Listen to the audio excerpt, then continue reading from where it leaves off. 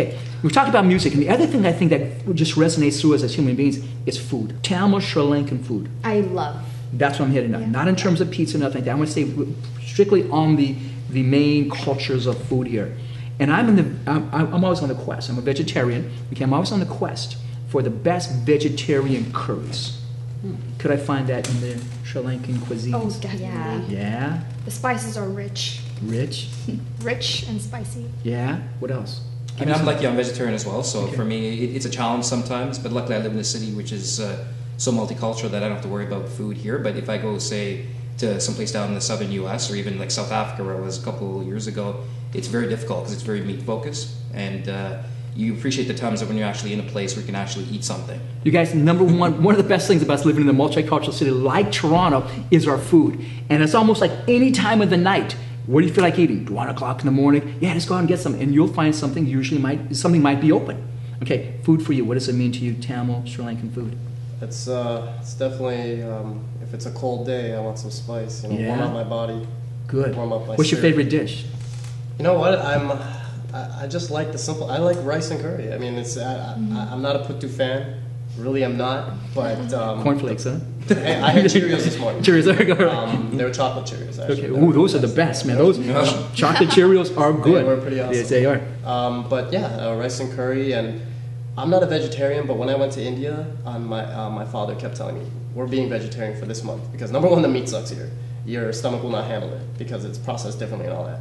And number two, it's going to be good. I didn't believe him until I started eating. And a couple days into it, I was like, I want more vegetables. And it was so good. But when I came back here, I was kind of disappointed because it wasn't as flavor. I want to say it wasn't as authentic, if I want to throw that around. But I got meat again, so I was happy. Okay, Anne, now the food in Sri Lanka, the food you have there, is the Sri Lankan food you can find in restaurants different than the Sri Lankan restaurants here? Well, we had home-cooked meal when we went to Sri Lanka. Like every single day, every single meal was home-cooked. So we didn't really explore restaurant options. But I think they will be, especially in the south. I mean, we ate in the restaurant in the south. There weren't much restaurants in the north because they weren't established enough at the time. So the spices are different. I mean, the spices that we use, my mother uses at home, are slightly different than the spices that they use in Sri Lanka. So I'm assuming, yeah, they'll be different. Okay. What does it mean to be Tamil? Just give me a couple words. What Tamil means to you. Well, as a Tamil, I think coming from my family background and the family values that I was raised under, I'm very proud of how we evolved over the years, despite what we've gone through.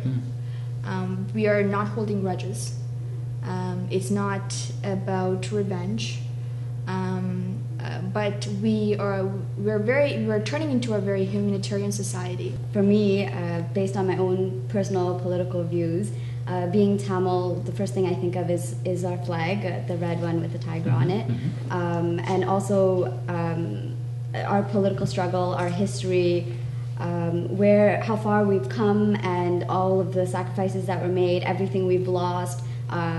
Our language, mostly, I feel like that's like the last piece of string holding me close to my culture, is a Tamil language, because everything else, I also have the Western culture in me, whether it's music, food, fashion, everything else, it's mixed, but the Tamil language, I speak English as well, but the language is what holds me close to being Tamil. It's a lot of family values. I mean, I guess a lot of immigrant populations have the family first mentality. And it's just, almost like it was survival of the fittest back in the day, but now it's still a little bit there. It's, my father or mother might just always look at, no matter what they're doing, they'll drop everything to come help you.